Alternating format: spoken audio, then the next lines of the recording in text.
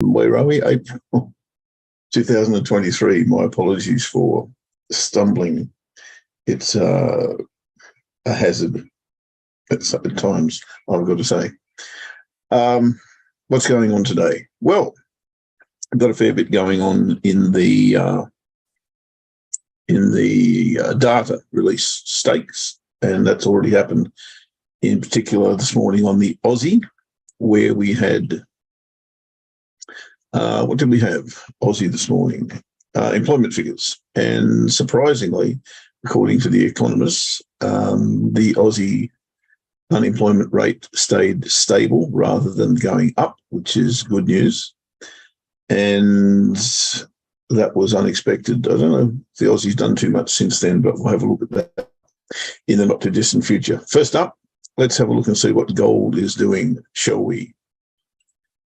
I really haven't been in front of the charts pretty much all week apart from the morning, so really don't know what's going on too much. Ash will keep me informed, I'm sure, and if we see anything that's worthwhile trading, we'll certainly do that. Righto, gold on the daily, having a reasonable week by the look of it. Up, up, up, up, up. Now at a resistance level, we'll see how that pans out, but it's tough to think now that it's up around this 2000 level that we're going to see anything but a test of this high, and probably even further than that.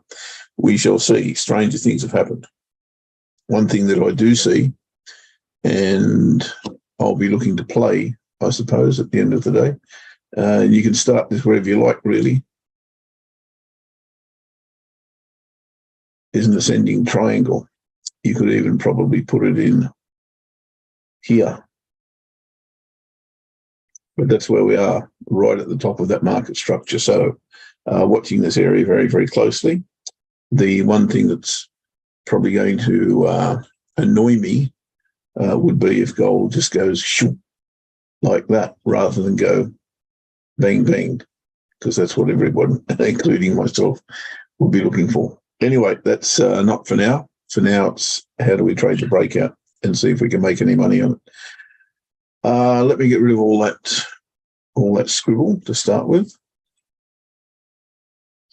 If it'll let me get rid of that scribble. There we go.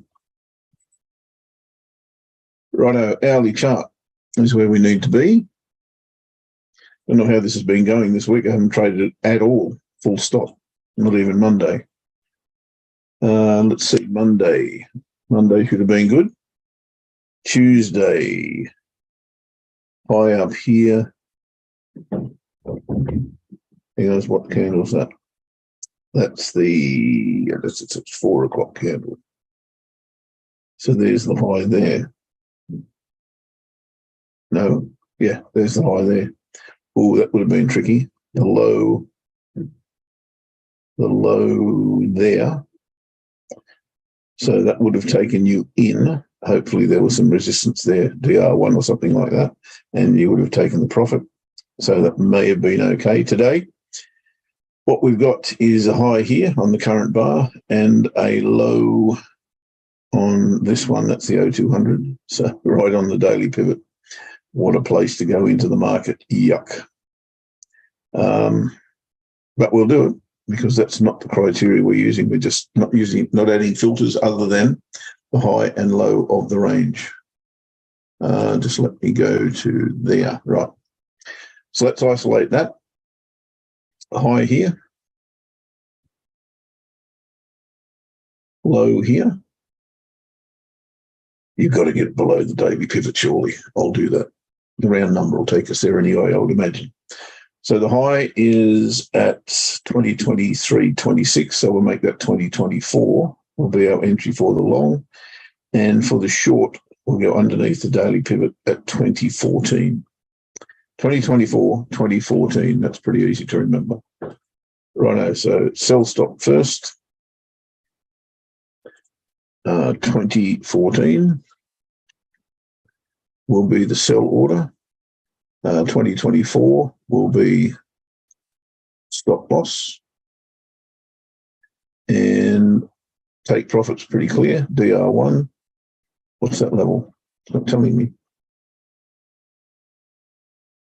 2028. Wow, 10 to get 4. It's not real flash, is it? But there you go. In fact, I don't think I'll take this. That's just garbage, isn't it? 10 to get 4, 5 to 2 on. My old man used to be a bookmaker, right? So I know that 5 to 2 on is not where you want to be. The short, however, is pretty good. We'll place the order. What did I say, 2028? And hopefully we get taken into the downside and take profit. I'm an idiot. That's the take profit level. 2001. 2001, a space oddity. That's the short. Right, short's in. The long.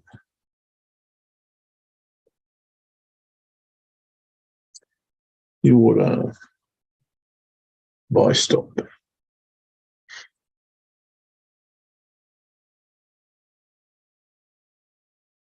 2024. 2014. And this is the one that's problem, 2028. Okay.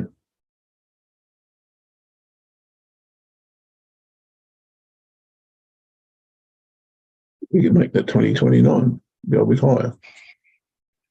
No, we can't. We'll be above the other one. Sorry. We'll leave it as is. Right, so there is the potential breakout for the gold trade. And the levels are 2014 for the short, stop loss at 2024, entry for the long 2024, stop loss for the long is 2014, take profit for the short is 2001, take profit for the long is 2028. We can't go through DR1 because they're high. Right, that's that. Let's get stuck into something else. And just hang on 2 secs. I don't see us. Oh, there we are. I couldn't see us on YouTube. I'm not sure if you're on YouTube. I did see you in the waiting room, and I did allow you to come in. I don't know why you're not in there. Did you have problems? I don't know. Anyway, let me know if I can help. Righto. Update from me. 2 orders in the market. One is my old favourite, Dolly Yen.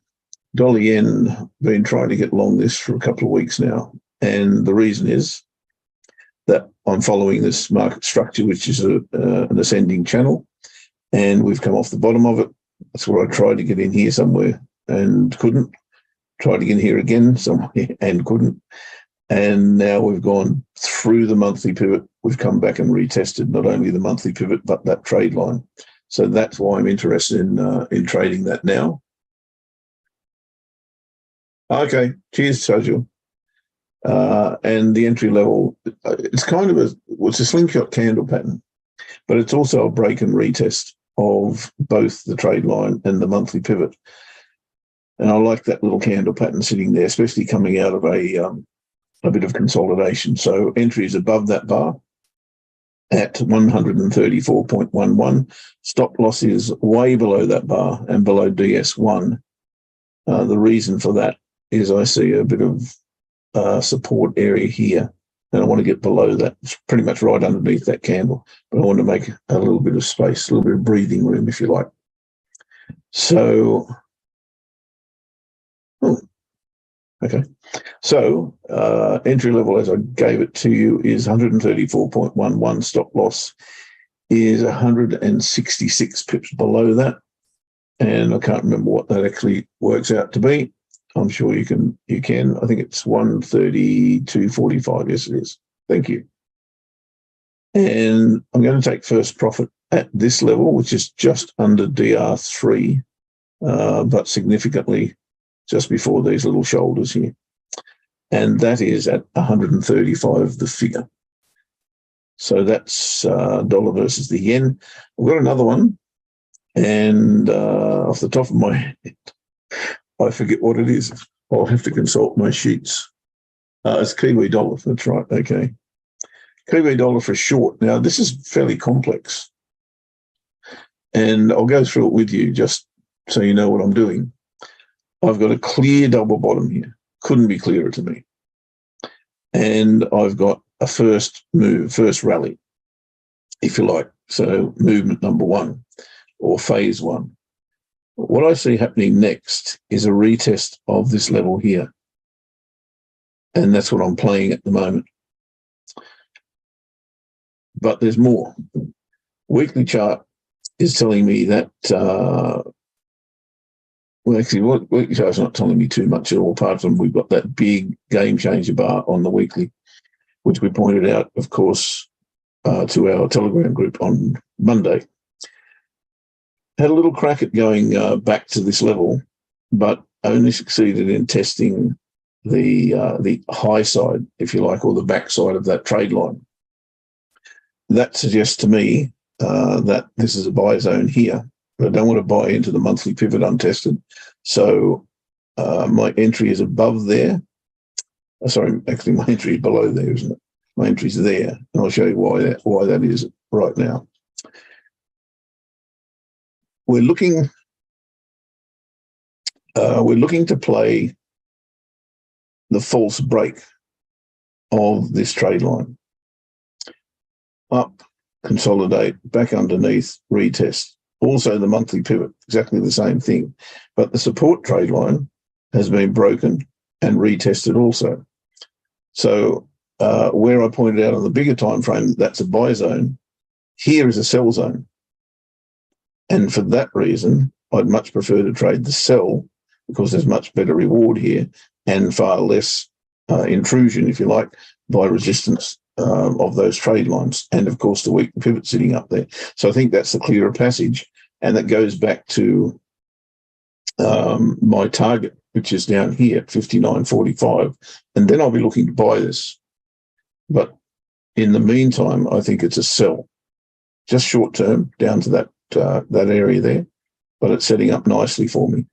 So I've got all sorts of things happening here. False break of the resistance trade line, break and retest of the support trade line, double cross on the monthly pivot, double cross on the daily pivot, double cross on the weekly pivot. It's all happening there for me. So not the weekly pivot, sorry, the daily pivot. So I think if price does come back below that line, then we're off to here. And that is where I'll take 50% off the table and move my stock to entry, just in case this does want to go further and test these lows.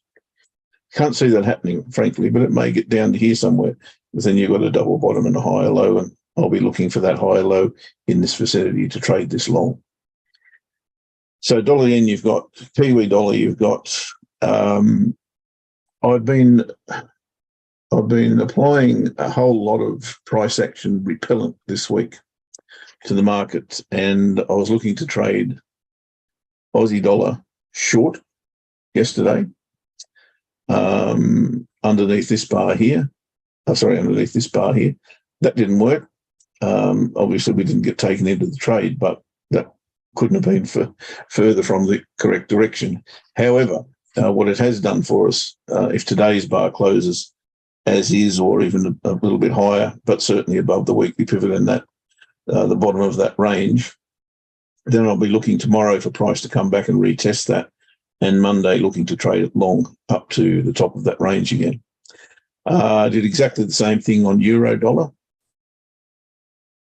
and I was looking for euro dollar to go short as a false break of this resistance trade line. Not only the resistance trade line, but this longer term level, which I've pointed out to you many times before, I'm sure, but just in case you missed it, that level there.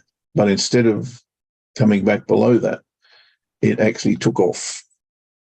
I think on the back of news, there was dollar news last night, I think. I'm not 100% sure, but as I say, haven't been anywhere near the charts. But that couldn't have been clearer to me as a potential false break. Entry underneath this bar here, and of course, whatever intervened, whether it was news or simply someone buying euros versus the dollar or selling the dollar or whatever the case was, we didn't get taken into that order at all. And of course, the other one was CAD Swiss. Now, CAD Swiss, I was playing a little cheeky false break here, which really wasn't a false break. It was preempting a false break, and confused, of course, to Billio by this gap down on the weekend and that big bull bar, which took us above that trade line and the weekly pivot.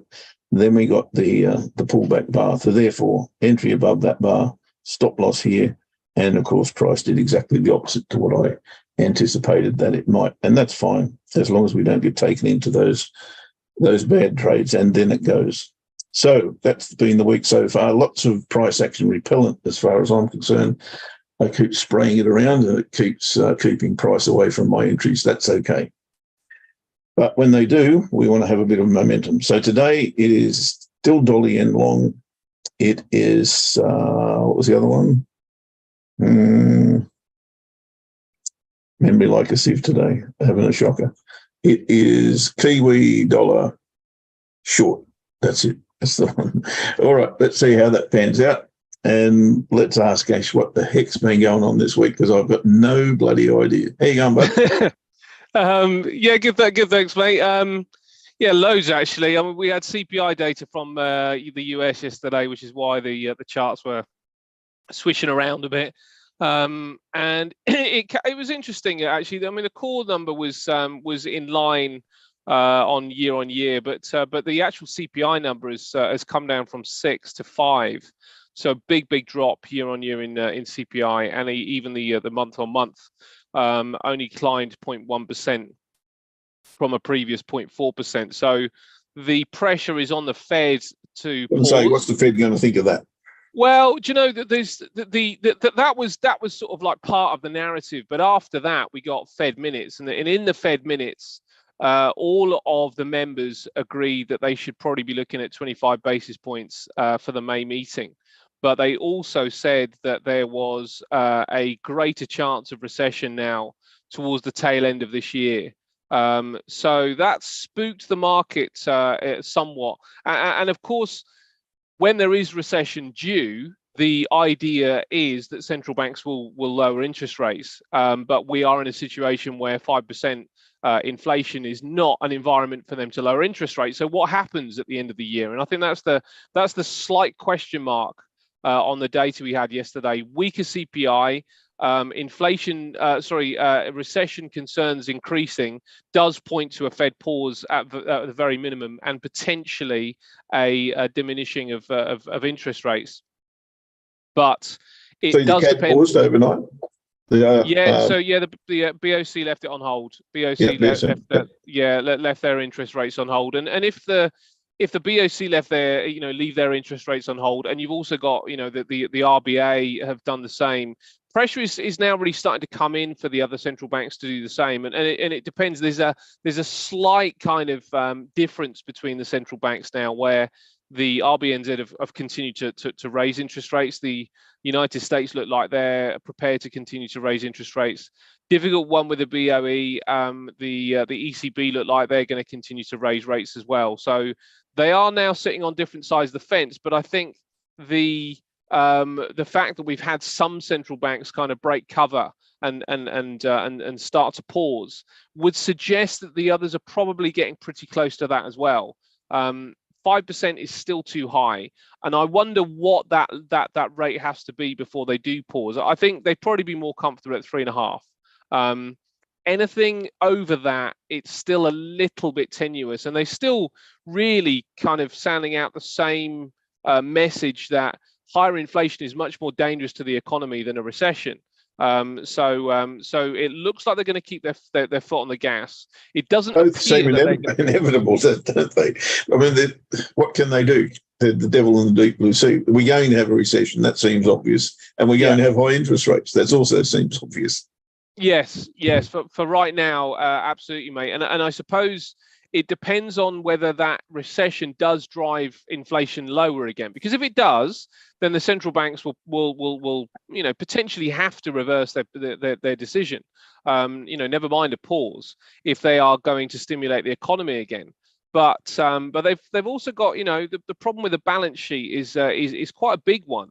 And the debt ceiling argument is going to be coming up again soon. So, oh yes, and it's, you know, this is where the spiral has kind of got a little bit out of control. That, you know, that they must be much more comfortable at 5%, but it's still, if you were to sort of like talk about 5% interest rates 2-3 years ago, it would Yeah. be, you know, Panic stations.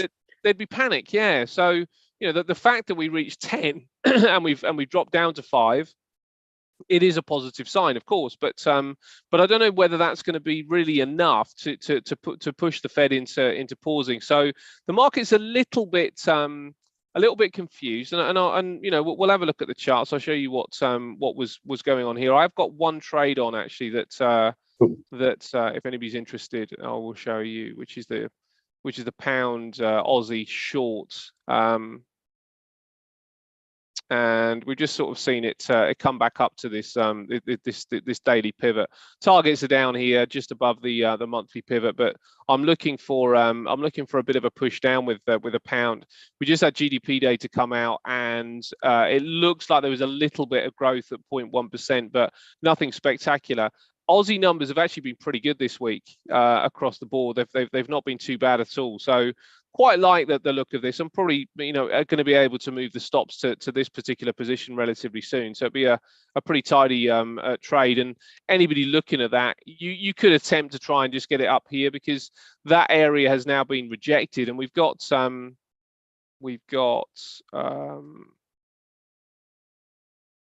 this little tiny little kind of indication of a trend line here, which looks like it may well have tested there. Might be there actually. May well have tested there and rejected. So it gets through that trend line, then I wouldn't want to be in the trade. And you know, as I say, you could probably sort of like try and enter there with a 30 pip stop loss, and really look for what looks like a potential 3-to-1 at this stage. You probably want to see this bar over the next 15 minutes show some negativity, because this is a morning star here, and that's a very, very strong one as well. So there aren't any indications that you should be getting in just yet, but you know, could be one of interest. And as I say, I got in right at the top of the first push to the upside here when that GDP data was released. So if it is a loser, I think it's going to be pretty minor. If I can just get out here, and what I'll probably wait for is a close above that level rather than moving stops just yet, just in case there's some more fluctuation here. But under the daily pivot, decent chance to get down. Decent numbers from Australia, some pretty poor numbers from the United Kingdom. BOE really under pressure as well to potentially be looking at easing back on interest rates. So quite like that. And the Aussie actually has had a pretty good go of it, because we also saw it boost to the upside against the dollar on yesterday, and really the move started just before that CPI data came out. This was the CPI data. Then when we got the minutes, it started to fluctuate a little bit, but it looks like we may well have cleared an area here, and we could be moving just a little bit higher for the Aussie dollar. Looks like there is some resistance here. So let's have a look at the daily chart. Getting back inside this, I suspect, you know, retesting the weekly pivot maybe tomorrow or next week. Be a nice setup for Monday. Yeah, it would be good, wouldn't it? Yeah, it would be pretty good. Would be pretty good setup for Monday, and that looks like the channel there. So you got something that looks a bit like a bear flag. Not great on that, but it does look pretty good on the weekly. So you know, potentially a failed bear flag takes us back to the top end of this range here, maybe into this area here. So Aussie's looking a bit more positive, and you can look at it across the board. Also saw some pretty nice moves early on with the Aussie this morning. Look at that bar there, decent engulfing bar there on the hourly. Does also suggest pushing down for Euro Aussie. So quite liking the way that's looking right now. If you look at the indexes, it's all a little bit confused. FTSE 100 right on top, and we talked about this level the other day. FTSE 100 right on top of here. So there is a price point now to attempt to sell off. The big question is what's going to force this thing down, because with oil continuing to hold its ground at WTI $83 a barrel, then the likes of BP and Shell continue to perform pretty well. Banking crisis off the table, that puts HSBC and the like doing pretty well. So we do see just yesterday this little hint from this bar there is some weakness coming in. But what's going to be the driver? And it might come from the data today. And there's PPI data today. So we got further inflation numbers from the United States later on, plus initial jobless claims. So both numbers are a bit of a twist for the dollar. But I think what's quite interesting is that we've had nothing at this stage that has been clear enough for the market to make a really strong decision on what they want to do with the dollar. We've seen, you know, and you can see it really well with the likes of gold, where it did push to the downside yesterday. You know, we did have a little bit of fluctuation. This is that's the CPI bar. Now we're starting to ease back to the upside. Gold is also on a level of potential resistance, and it hasn't yet taken off. So it looks like the market needs to see a little bit more before it really does commit to another push up. But we do seem to be just caught in these ranges right now. Seasonals haven't really played out that well. Maybe the Aussie dollar was a little bit early, so it's possible that those seasonal charts are playing out a little bit better. But today it suggests actually a euro dollar long. 11 out of the last 17 13th of April over 23 years have been positive euro dollar, with 6 being negative. So this there is a suggestion that you know, the euro dollar has got a seasonal bias to the upside for the day, and if PPI data comes out relatively weak, then that should see the dollar just push to the downside, plus the jobless claims. We've also had CPIs from Germany this morning, 7.4%, which was in line with expectation, from 8.7%, and it doesn't look like, and month on month 0.8%, which was the same as last month as well. So doesn't look like inflation in Europe is calming in quite the same way as the United States. So that could push the euro a little bit higher. Definitely getting a little bit dangerous up here, though. You know, the way these overextensions are looking. But the data just continues to support a stronger euro, and support the narrative that the ECB will raise interest rates, which you know, could push you towards you know, something like the Aussie or the CAD, considering they've held. But it does depend on you know, the pricing point as well. And I'm just not that comfortable up here. But you know, as I say, mate, ECB does. Sorry, the seasonals do suggest a euro dollar long. But I wouldn't have the stomach for that personally at these levels. Yeah, look, it's shot above 109, which is surprising to me. Yeah, given the level of resistance there is at that point. And that's not just horizontal, it's a big trend line level as well. So there's a big confluence there, and it has broken through there. If today closes above that level, then this looks to me like next week it's a buy. Yeah, because you'd want a retracement back to the trend line, wouldn't you? Yeah. And then see if it does take off. But yeah, it's looking pretty good right now. I mean, of course, but any sign of weakness there is the reverse, of course. Yeah, and I would caution really looking for the weakness, because the reason that this pushed down so heavily at the time was you know, partly because of the dollar strength, but also because of what was going on in Ukraine. And if we were looking at this chart and we were forgetting this bit here, let me just do this on here. I can. There we go. I'm going to do that, and I'm going to do that. Yeah, let's say we were forgetting this here.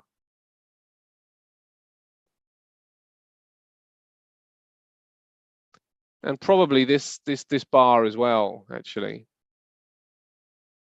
Well, then you've got a slingshot. If you get rid of that one, should have got that.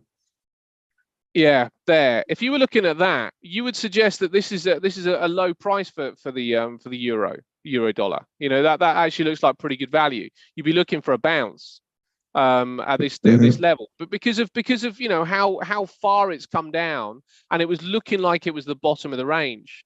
So the fact that we've got this kind of V-shape recovery with the euro, all it really does is kind of put us back to probably a price point which is just a bit more palatable. And actually we probably should be aiming for backup here, because the narrative, sorry, the dynamic really in the market has changed. You know, we've got interest rates that are, sorry, inflation data which is starting to ease in the United States. It's not really in Europe, not sufficiently. We got interest rates raised at record levels and close to a 5% area. And probably pretty close to a top, and that would start to kind of put the ball back into the euro's court. So I would caution, as I say, the downside. What's going to make it come back down here again? I would have thought a really big shock rather than just some weaker or slightly stronger economic data. So the euro still looks like a long to me. Yeah, at this point, that's looking certainly possible. I think it'd be more a dollar story than a euro story that forces it down. And I've got no idea why the dollar would rally at the moment, but it is at a support level, so we will see. Yeah, it's a funny old time, mate, and you know the dominance really of the dollar is obviously being tested, you know, from all quarters. Really heard something very interesting yesterday about FTX. You know, I was looking into some of the cryptos yesterday. Bitcoin is up at 30,000 again. Okay. Which has had an amazing run. I mean, you know, this year it has been the outperforming asset, you know, Bitcoin, and we're seeing just some interest come back in with some of these cryptocurrencies. But the US regulators are heavily after this stuff. You know, they are going great guns after after the crypto market, and it really, you know, it badly wants it, to the point nobody where would be surprised at that. Yeah, I mean, it's banning it on certain exchanges. So you're kind of getting exchanges now saying to people that they can't make deposits anymore into their crypto accounts in the United States. So you got the United States kind of doing that. China have banned miners. The United Kingdom initially, you know, Rishi Sunak seemed to be very digital currency positive, has now sort of reversed that a little bit, and seems to start, you know, seems to be agreeing with what's going on in the States. And it's pushing the price up for cryptocurrencies because there's a lack of liquidity. So it's not really taking that much money to kind of push the market higher.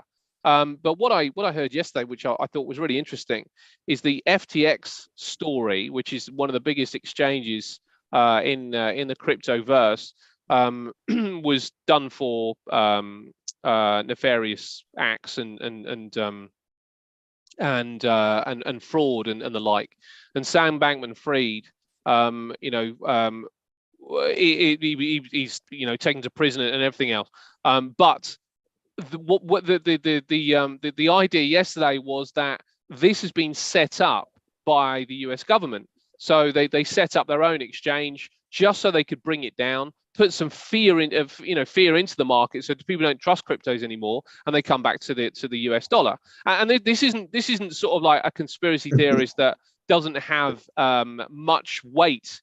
That this is sort of like something sounds credible, doesn't it? It really does. You know what, mate? I mean, it's one of those things that you do wonder with all this stuff, the power that goes on in the background, and some of the sort of like workings that go in the background. We haven't got a clue about it. You know, they try to do the same with gold throughout history, ban people owning gold. Same. Now they're doing the same with Bitcoin. The big sort of a question with Bitcoin, and the difference with Bitcoin is, with gold you could stuff it under your floorboards, and if they do ban it and ask for it all to come back again, you don't really have to give it because you've got the physical thing in your hand. Of course, digital currencies are very different to that, so they could be manipulated, and there's still a chance that that Bitcoin and the like do just disappear, because it's not in any government, well, not any of the major government anyway, not in any major government's interest to have a monetary system that they don't control. So of course they're going to go after it. And, you know, would they do something like set up their own exchange with a puppet in Sam Bankman-Fried, just so they can put the fear of God into everybody? Yeah, they would. And I think the way we'll know is what happens to him. You know, is he going to go to prison? Are we going to sort of see Sam Bankman-Fried, you know, put away? Because if he doesn't go get put away, or all of a sudden he just disappears, then that would suggest that there's something else going on. And it's no different. Yeah, it's no different to what we know about COVID. You know, we've had this this huge issue which rocked the world, and it just kind of, you know, nobody's really been blamed for it. It's kind of like, you know, there's been intimation a little bit here and there, but it's been pretty quiet, really. You know, and any sort of like repercussions have been pretty quiet on something like that, which suggests that there is, you know, there are sort of higher powers that are working to make sure that the masses are fed information that protects, you know, the status quo. And this is the big thing about the dollar. You know, this is the question about the dollar. Is it about to use its status? And you'd have to say no, because you'd have to really trust the fact that the powers that control all this stuff have got way too much on the line and way too much power to allow it to happen, and they're making the right noises, it seems. But if it is going to go, it's going to be within probably our lifetime. It's going to be within the next 5 to 10 years, I would have thought. Yeah, I'd be surprised if it doesn't. Things seem to be moving fairly rapidly, I would have thought, compared to any time in history. And I don't know if it's just we're aware of it more these days than we were in the past, because we see everything unfold now. Well, that we're allowed to see, of course. Yeah. So, yeah, it's very difficult to gauge whether this is different to anything else in times gone by. But what we do know, of course, is everything comes to an end, including empires and including, you know, reserve currencies that, you know, they're not immune to that. So, yeah, absolutely. We'll see. I have no idea how it pans out, frankly, but I think it's fascinating, and I can't wait to see it happen. Yeah.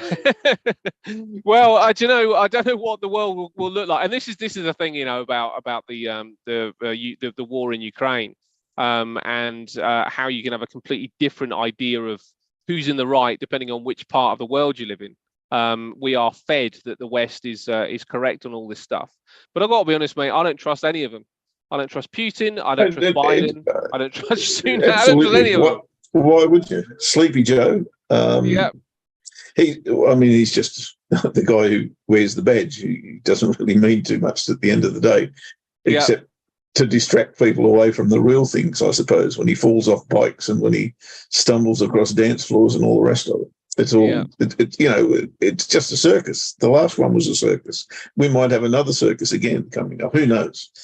And you know what? It's a distraction. We're saying stuff against governments here, and I could almost guarantee that YouTube won't ban us for this. But you'll sing a song by Dolly Parton. Yeah, exactly. That's how weird the world is, eh? Yeah. Although there's an Australian by the name of Julian Assange who had a similar approach by divulging what apparently were secret documents. And he paid a big price for that. Yeah. He has indeed, mate. WikiLeaks, yeah. What else is going on? I mean, there's so much going on.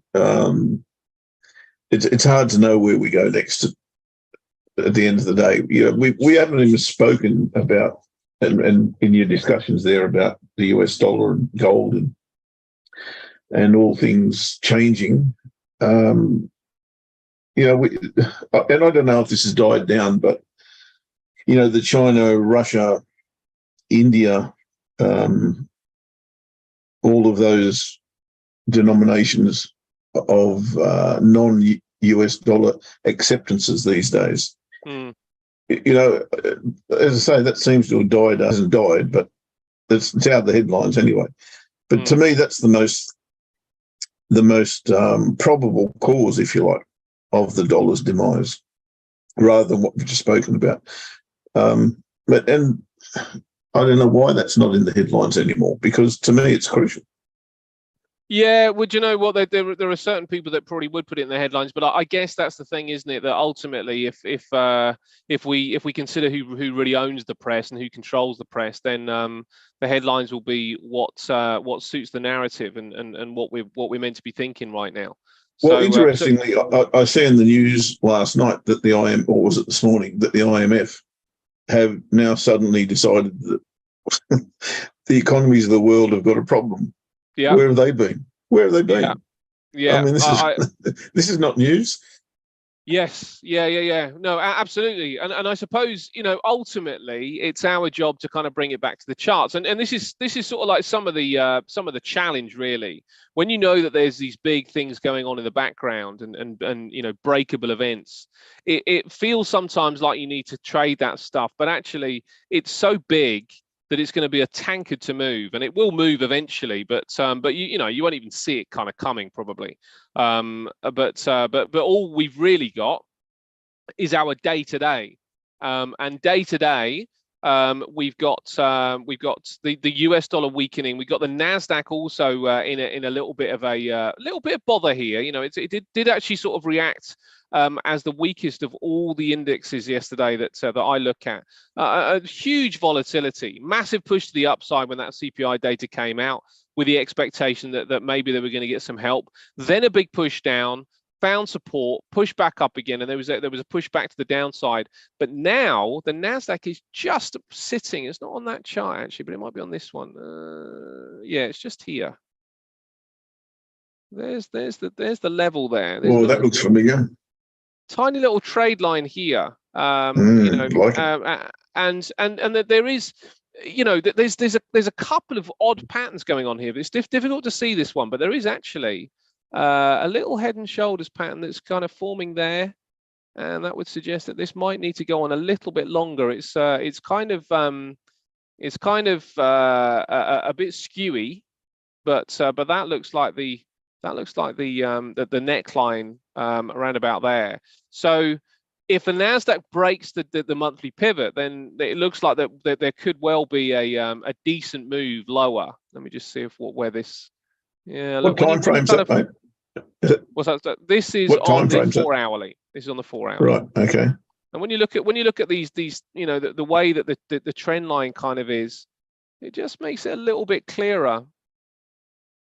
Just makes it a little bit clearer. You can kind of see this here, but measuring the left shoulder, we're looking at 50 bars there, which actually doesn't suggest that we'd see sort of like this play out until next Monday. And I'm not sure really what's going on there, but it does look like there is just this this potential weakness in the Nasdaq and in the pattern of the Nasdaq. Which is quite interesting, because if you look at some of the other indexes, like, as I say, the FTSE actually is pretty robust. This thing continues to move to the upside. Even the Dow isn't doing too badly either. And of course, that's really coming off the back of the fact that the oil is still really pushing to the upside. This gap is a big problem. Yes. At some point, this gap is going to be filled. Who knows when, but that's a pretty emotive move so far. And we've seen this, quite often in the last few years, that when certain products take off, they don't really give much of a safe entry, because they just this thing floats up here, sticks around in this area, which is of course the buy zone now. But picking that up, very, very difficult. So pretty emotive move there. And we've seen the same with gold time and time again. Does gold come down, or are we in this situation where, because of the dollar collapse over the course of the next decade, that actually this thing should just be bought up, and that 10,000 mark that people have been talking about is going to get seen? Could be, it could well My be. double top is slowly sinking into the sunset. The triple top. Yep, slowly sinking. No, the double top is slowly sinking into the sunset. Yeah. We didn't get that and lower I think high. once that goes, all hell breaks loose, frankly. Yeah, and it looks like a pretty wide pattern. Let me just see where that takes us on the first one. If we were sort of like doing a measured move on that, we're probably looking at this is a little bit conservative. Let's put it there. And that suggests 2.5. It doesn't sound that that far off. I mean, we're only talking about 30% to the upside from here. So so a run with gold looks like it is on at this particular stage. But as difficult, sad as mate. that is for me. Yeah. I really had some faith in that double top, but it looks like it's going to go. Yeah. Not looking good. Pound Aussie is moving in the direction of travel here, so looking pretty good on the Pound Aussie. I don't know how, Oh yeah, it looks good. This looks pretty good right now, so we might get this. Might have to take profit here. It's only going to be 10 pips away, but if let's see what happens there. But yeah, that's looking pretty good. So Aussie looks like it is the story of the hour anyway. Just going to just look at the Euro Aussie again. Yeah, Euro Aussie moving to the downside. So looks like the Aussie is the story of the hour. And as I say, my economic data from Australia has been all right. It's been pretty robust. The Amigos, they're sitting there. Want to see that close, the Aussie close where it is today, and then get a retracement back, as we spoke about before, Aussie versus dollar. Yeah. I'd like to see that happen. Yeah. Yeah, pretty good. That'd be good. The gold trade has triggered long, so I've cancelled the short. Halfway between entry and profit at the moment. Euro. Oil. Did we speak about oil? If you had the oil chart briefly, mate. Yeah, briefly. Just sort of saying that. So the gap. That's right. I saw it poke through there, and that gap. I actually think there's a trade on, and it's below yesterday's bar. Yeah. Yep. I think an entry there with your stop loss wherever today's candle ends, slightly above that, or even above yesterday's bar would do. And you've got a target round about where that red, what is that red line? Down here? There. Yeah, what's that? That's a monthly pivot. Right, that's your target. And what I'm saying there is, if this doesn't take off, then the obvious, in my mind, will happen is it'll go back into that range and probably down to the bottom of it, which will close that gap. Yeah. Yes, it will. Yeah, and it needs to close it, and it's a difficult one, isn't it? Because you see that gap, and it's very, very hard to look at anything but lower for oil while that gap exists. Except for price action. It's not telling us that. No, it's not. And neither are the fundamentals. OPEC plus. This has really come from the back of that OPEC plus cut. It's cut in supply, and we're off, and they've got every chance of controlling this market. Look, and I'm not trying to suggest that this is going to reverse. What I am saying is, if it does, it's going to close that gap, and we'll make that breakout false, which means, to me, that we're going back to a support level, which will be probably the monthly pivot. And do you know, mate, the other thing about this is, of course, in no way favourable for the inflation narrative. The cost of oil at this point, back to the November 22 level. So we're back to levels that we saw 5 months ago when inflation was still really high. So this is not favourable, particularly for Europe. And you'd have to sort of suggest that it's if oil continues to go to the upside, it's probably going to boost the euro. Interesting, the comparison between oil and inflation, because some would say that oil's really, really high prices are deflationary. Why?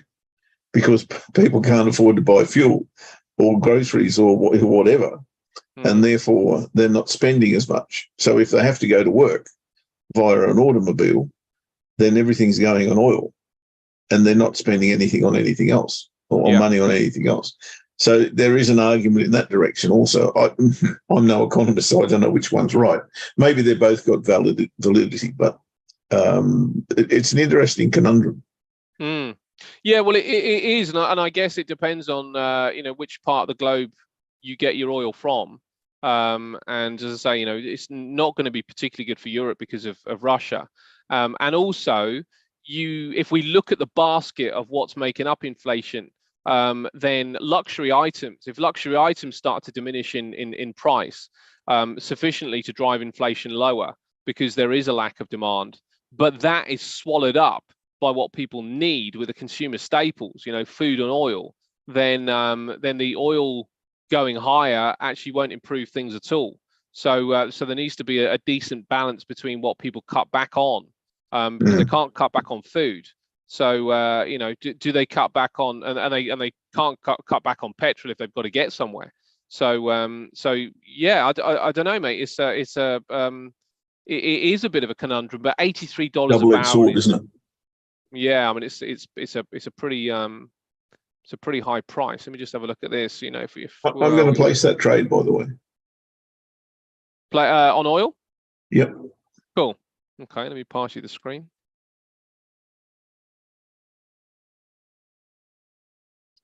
Where are we? That one. So the way I see it, as I said before, is we've been in this range since, well, December, November, really. And we broke to the downside, come back, gone to the top side. If we now break to the upside, which we have, then it's likely that two things will occur. One, it'll go to here, this level. Or if that doesn't happen, it'll go to this level, which is the trade for me. I'm not interested in trading it long because I've missed the price and there's a gap here and this could be a false break. All those reasons are telling me not to buy, but there's nothing telling me not to sell. Nothing at all, because if I'm, I'll use the word wrong, but that's not the word I should use. If my analysis is incorrect, not even that, because my analysis says this is going to either rally or not. And if it doesn't, that's where the trade belongs, right? So underneath here, let's place the order. And chances are that I won't be taken into the trade. But if I am, then I think the chances of success are high. Therefore, it's a probability trade. And entry is going to be at 81.21.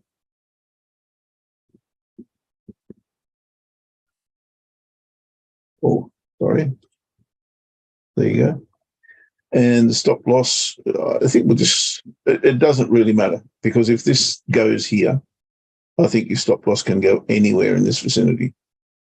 I don't think it'll come back until it hits this level here, and it's going to give you a lower high if I'm right. So I don't think it matters where you put your stop loss as long as it's above the bar here. 83.51, let's say, just to keep it nice and neat. 83.51, and we'll get rid of that. What's that?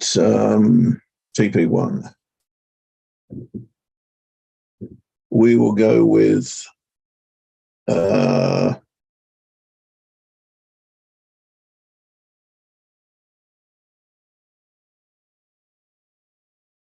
probably there. That's given me enough, I think. 79.65. We'll see what that looks like anyway. 79.65, and we'll close 1/3 at that point. And we move our stop. What have I taken in profit? 79.65. That's what, 155 pips. So 1/3 of that would be 52, say. Why 1/3? Because that'll get me roughly safe in the market. And it is a sell. Okay, so we've got, what about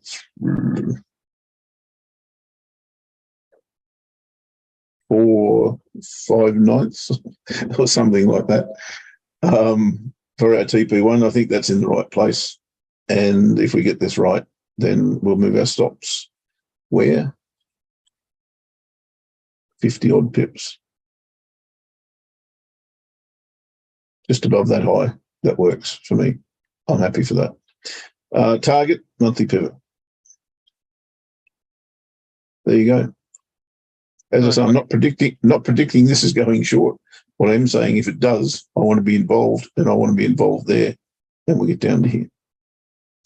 The other one, of course, it is Thursday, and on Thursdays, we generally have a good look at the euro versus the dollar on the 30-minute chart just to see what's been going on.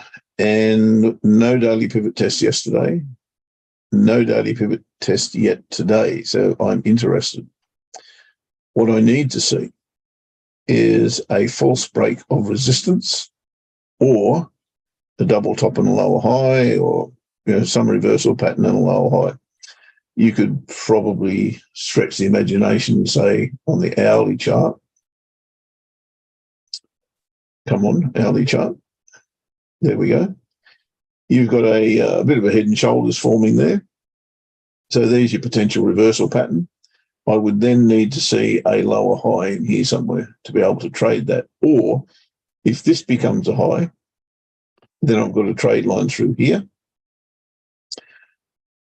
And I've also got a little sneaky trade line through here, which will provide me with some form of confluence. If we get price breakout above here, then sneak its way back underneath and retest that confluence area, then I've got a short on my hands. The problem that I have is going to be trading through the low of the day, something that I just don't do. Why? Because I've been burnt too many times doing it. That's why.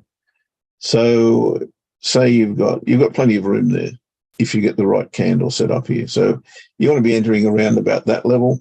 You want your stop loss around about that level. Or maybe if you want to be a bit safer at that level, gets you, 10 odd pips before you need to take profit. Take half off. Take the rest off at the daily pivot. Done. That would be the trade I'll be looking for. Not interested in what happens after that, because this could easily bounce off here and just go, as according to Ash's analysis, long. And look, when I look at this resistance level, that's broken through there, no question. Like I said on Monday, if this comes back and retests that area, then whammo, the dynamics change for me dramatically, because I've been bearish all this while. And if price does come back underneath there today or tomorrow, then I'll be looking for shorts big time. I still think that my entry here is valid also.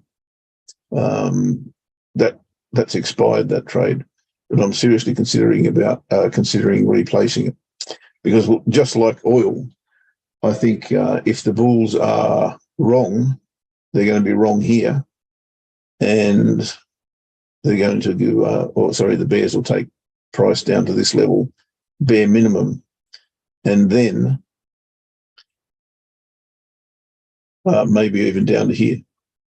So I think anything can yet happen here. Yes, it does look like the bulls are in control at the moment, no question. And like I say, if it closes up here today and then retests that level, then I get interested long next week. Gold hasn't hit our take profit, which annoys me. When you got two bull candles in a row like that, and we don't hit our take profit, which is very meager, if I was trading this not as a breakout, I would seriously consider getting out of the trade, even in profit, if that candle closed there in 5 minutes' time. But that's not the rules. We're not adding any filters at the moment. We'll let it go to target. That's about all I've got, mate. I think everything else I divulged earlier. There's nothing more to add to the two trades that I'm in, which I, once again, Kiwi dollar short, right? I did explain that earlier, where I think, this is the level where we look for buys on Kiwi versus the dollar. And the dollar index, which we haven't really looked at, is at this support level has snuck its way through here. I think today's crucial for this. If we get bear action today, then we're down here. But if we don't, and we get back above this level, then once again, I'm probably a Monday trader with most interest, looking for that retest of that level to happen tomorrow, and then look for price to go long back to not very far, I've got to say. I think this is, and like actually you said it before, Ash, I think we're now in a ranging, potential ranging market. It doesn't look like it here at the moment. It looks like it's really bearish. But if this bounces off this level, I think we're going to here, and we might spend a fair bit of time here, frankly. And I think, the FTSE is the same. I had a look at the FTSE and came to the conclusion that there's two levels here. One of them is where price bounced yesterday, and I think that's quite a strong level. If it gets through here, look out. The highs are under, and all-time highs are under threat, right? But I don't see that as being the most logical or probable outcome at the moment. There's a weird-looking head and shoulders here, that of which the neckline was broken big time and has never been retested. Well, now it has.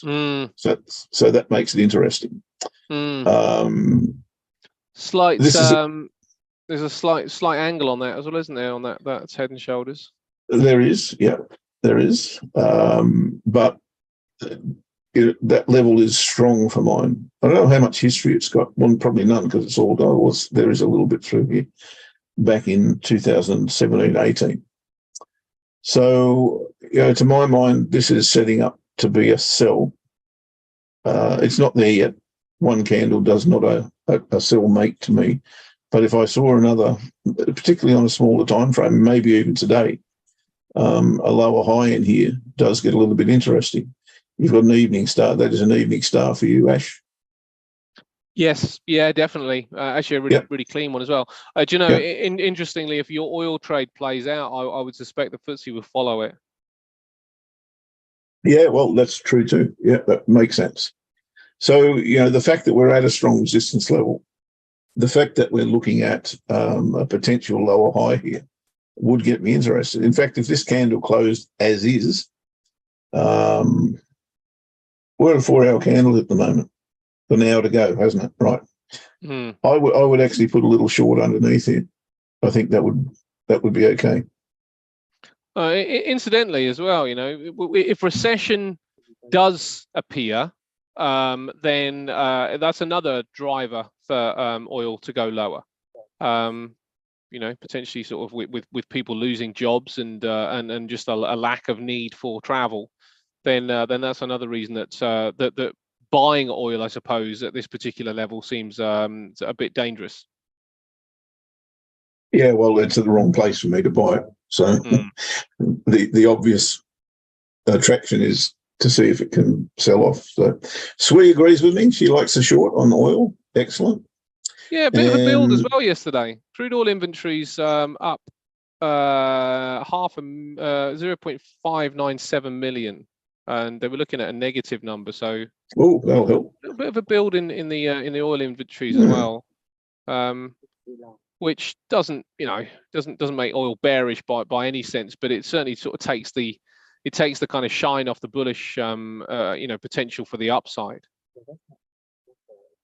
Cool. So I don't see any barriers at the moment to suggest that I shouldn't do what I've got in my head. And Swee, you're on board with the euro dollar as well. Awesome. We must think alike. Certainly today, anyway. At this moment in time, it can't be said any different, mate. That's about me, I think. Good stuff, buddy. All right, amazing. Well, as always, thanks for being my trading buddy for the week. We'll be back Monday. It's going to be we got an IFP weekend this weekend, which I'm with Swee actually over the weekend. Swee's off to Barcelona next week. Is that right, Swee? On Monday? Yes, she'd say that. Yeah, well deserved and well earned rest, I'm sure, and to go and see some sightseeing over there. I've never been to Barcelona, but I've always wanted to go. It's one of the places kind of on my bucket list. Hang on. Interesting region actually, Barcelona, because they I don't know if you remember, but not that long ago there were riots because they were trying to become an independent state from Spain. I don't think they ended up winning that particular battle, and the guy ended up being thrown in prison, which I'm not quite sure how that kind of got swept. Another story that's been swept under the carpet. But really interesting region. And speak a slightly different form of Spanish. They speak Catalan over there, which is slightly different. And they won the Masters. They won the Masters. They've obviously got an amazing football team, or they certainly did have with Messi. They got loads of really cool stuff about Barcelona. I mean, that's hardly kind of selling the kind of cultural amazing exuberance of the place, telling you that they were an amazing football team. They had Messi, but it is, supposedly an amazing place. Man, the Masters wrecked me last week because they had such foul weather. They had to divide the days into two, so they had to play 2 rounds on 2 different days, which means my time they started at 10:30 at night and finished at 2:30 in the morning, and then they started again at 5 in the morning and finished at 9 in the morning. So I had a little bit of sleep in between those times. That's it. It's a golf. Is this golf, right? This is golf. Yeah, so do you know, I've never found the attraction with golf as a spectacle. Something to watch. I can't ever see the ball. I just see a swing and just hit the thing, and then it's sort of like the camera's wobbling around, sort of trying to pick up this little thing floating through the sky. No, it's a little better than that these days. Is it? Yeah. Do you know the Davis Cup? Is it not the Davis Cup? Yeah, Davis Cup. Yep. The Davis Cup, is that the America versus Europe? No, that's tennis. Oh, America versus is the Ryder Cup. Ryder Cup. That I like. I like the Ryder Cup. There's always a little bit of needle with that one. But anyway, mate, Swee's off, so enjoy yourself, Swee, and we won't see you next week. I will see you on the weekend. Before we go, yeah. Catherine has a question. Euro Swissy. On the weekly, we have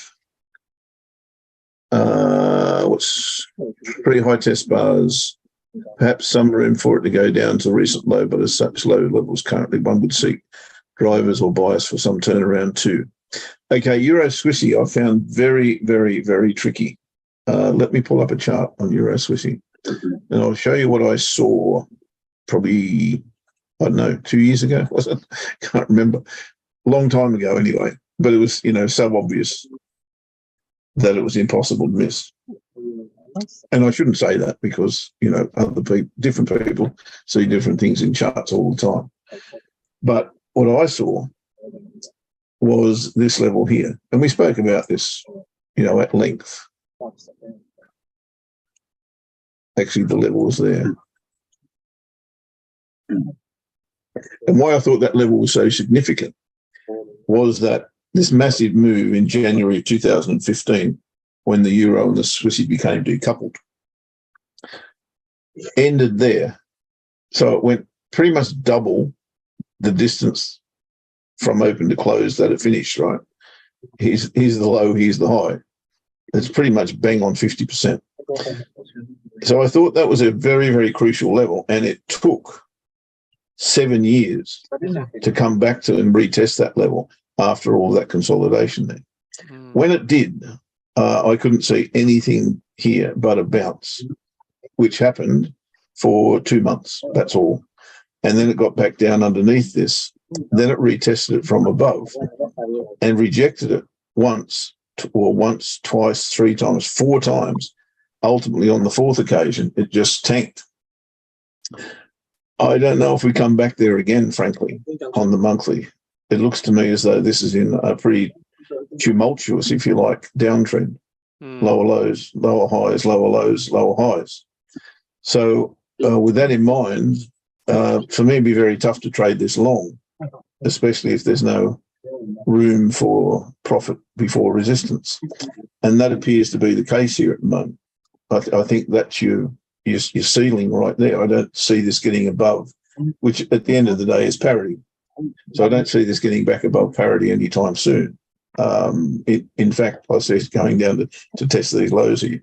So I'm thinking short and you're telling me on the weekly that we've got 3 amigos. This is actually reverse 3 amigos, Catherine, which is very, very interesting. 3, or are you telling me that's 1, 2, 3? Or is this high test, or these high test, high test? Okay, that's what you're telling me, these 3. Look, I'd have to agree with the directional bias that they're indicating, which is short, not long. But I think the entry's been missed because we've had a break and retest of the monthly pivot. And your entry, although very dangerous at this level and impossible for me to take because of that support, would have probably been underneath that candle. Hopefully, and I'm agreeing with your bias here now, hopefully you get another shot at it. But I don't think it's going to be any time soon. 1, 2, 3, 4, 5, 6, 7, 8, 9, 10, 11, 12. You're talking about September, I think, before we hit that level again. But maybe we don't. Maybe it gets back there quickly. And if it did, I think that's the place to go short. I'd find it very difficult to go short here unless we had a false break of resistance. So, yes, I see what you're saying. And, yes, I agree with you 100%. But I think you've missed the entry. That's the problem I'd have. Ash, got anything to add? Yeah, I'd agree with the directional bias as well. Actually, it does look like it's kind of broken down. There's a little trend line if you kind of draw from looks like the 16th of October. Is it the 16th of October? No, it's actually the 9th of September. No, 9th of October, I think it is. Where are you? Down here? Yeah, actually, it's the October the 9th. Yeah, October the 9th. It looks like. Yeah, that one. And then if you sort of like put the next, to put it up there.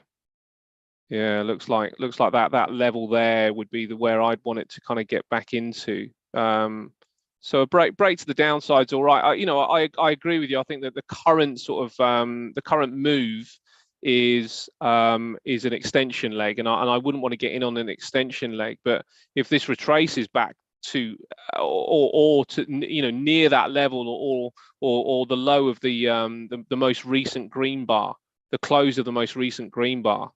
One more across there. This one. Yeah. If it sort of retraces the close of that, sorry, not the close, the open of that, and the close of the previous red bar. If we come down a couple of weeks, come back up into that area, which will meet that upper trend line, and a horizontal level, that would be where I'd be looking for short. The Swissies a pretty strong currency at the minute, and the euro, definitely looks to be under pressure, and it might be that there's an assumption that the SNB are going to raise at the same rate as Europe, and they've got a much better economic situation to be able to do that. So if that was the case, if it was a pick between the two economies, you would definitely be looking at Switzerland over Europe. And they often sort of like move in lockstep, but the Swissy does look like it's winning out at the minute, and I'd stick with that directional bias for sure. But I'd agree with you that the entry's a bit late. Yep. All right, cool. You're welcome, Catherine. Thank you for the question. I think that's a pretty good one, actually. Euro Swissy's been on my wish list rather than my watch list, because I just want to get into it, but it hasn't been playing the game, and it often does that. It's a tough one. Okay, mate, let's get out of here. Have a great weekend. You too, we buddy. We haven't got a holiday on Monday, have we? No, unfortunately not. I'll be back. Jaded. Right. Yeah. Have a great week. Well, where are you going? Singapore? No, I'm not going to Singapore, but I've got a midnight start from here, which is always tiring. Yeah, Monday, Friday, Saturday, Sunday. You can handle it, buddy. Young fella like you. Just about, yeah. Thanks for being our trading buddies, everyone. Have a great weekend. And thank you, Tajul. We'll see you next week. Bye-bye for now.